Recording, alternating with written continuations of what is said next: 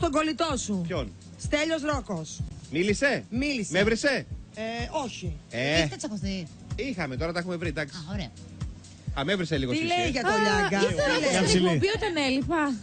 Ήρθε, δεν ήρθε. Μιλήσαμε τηλεφωνικώς. Και είπαμε θα πάμε για καφέ. Ωραία. Τι δουλεύει πολύ ο Ρόκος πλέον. Για να βγάζει λεφτά. Κάτι έχει κάνει και δουλεύει πάρα Για να πολύ. δούμε. Έχει βγάλει δίσκο. Ο λόγος που δουλεύω πάρα πολύ είναι γιατί έχω ρίξει πάρα πολύ το κασέ όλο.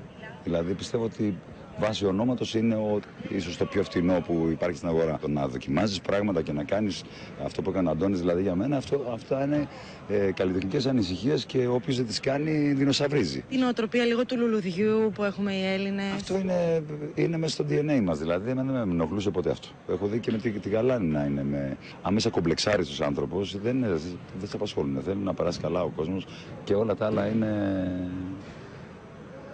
for the... Είχαμε μια πάρα πολύ καλή χρονιά φέτος και είχαμε και μια επανασύνδεση με τον Γιώργο Λιάγκα. Εντάξει, δεν έχουμε πιει καφέ ακόμα. Ήμασταν, πιστεύω, λίγο υπερβολικοί και οι δύο, γιατί